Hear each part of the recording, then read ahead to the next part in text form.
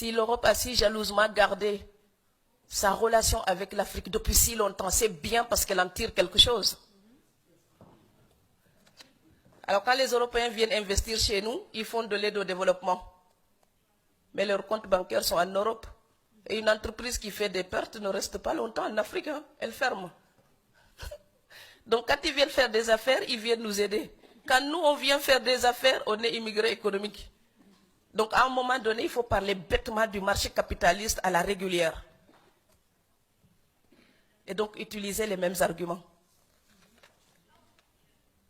Comme le disait Léopold Sédar Senghor en parlant de la francophonie et de la culture, Senghor disait ceci: au rendez-vous du donner et du recevoir, les peuples des continents non européens ne viendront pas les mains vides.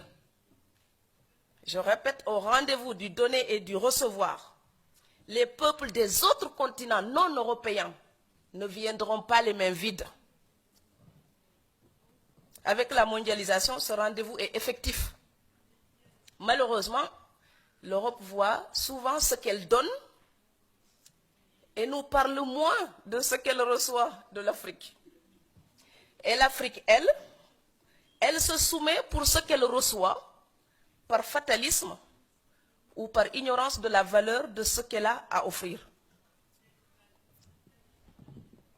Et comme je ne cesse de le répéter dans tous mes textes, aider quelqu'un, c'est l'aider à ne plus avoir besoin de vous.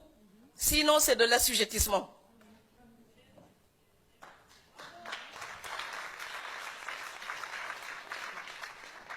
L'aide apaise la conscience des donateurs et soulage momentanément les bénéficiaires.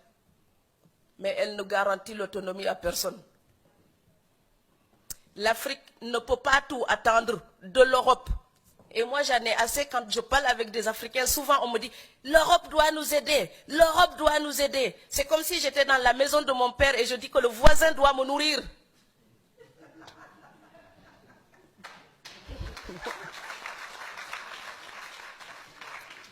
Je sais bien qu'il y a des torts que nous devons reprocher à l'Europe. Mais 3 siècles de reproches ne changeront pas notre destin. Donc, chercher un coupable extérieur ne changera pas notre destin. Si ma maison brûle et je reste là et je dis, quelqu'un a jeté une allumette, ma maison brûle, quelqu'un a brûlé ma maison, quelqu'un a brûlé ma maison. 3 saisons après, je serai encore sous les étoiles. Donc oui, l'Afrique peut reprocher des choses à l'Europe. Oui, mais les défaillances de nos dirigeants d'aujourd'hui, nous ne pourrons pas les justifier, les légitimer uniquement en accusant l'Europe. Ce serait nous mentir à nous-mêmes.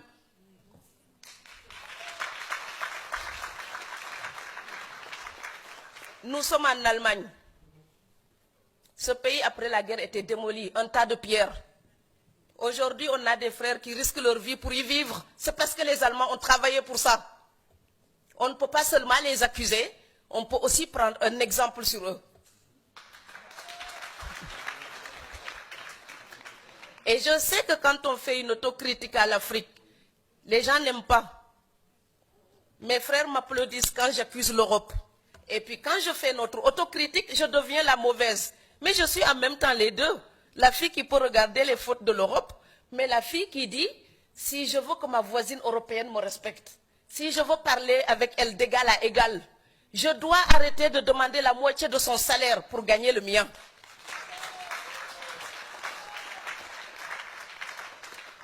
En ce moment, on parle beaucoup du partenariat Europe-Afrique. Ça passera par une révolution des mentalités. Celui à qui vous demandez la charité, vous ne pouvez pas le tutoyer. Celui à qui vous demandez la charité, vous ne pouvez pas lui imposer des règles. Celui à qui vous demandez la charité, vous baissez la tête devant lui. Et quand nos dirigeants baissent la tête, les peuples se mettent à genoux. Alors moi, je veux une Afrique qui lève la tête, qui à la table des négociations regarde l'Europe et dit, tu sais quoi?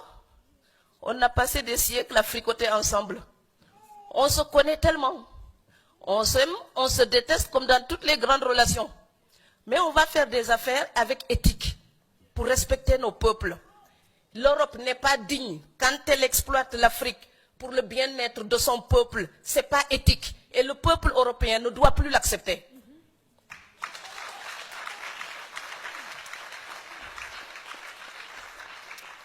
Et l'Afrique n'est pas digne quand elle se plaint tout le temps et que le peu de richesse qu'elle a, certains l'utilisent pour leur propre compte et laissent le peuple démuni. Ce n'est pas éthique non plus.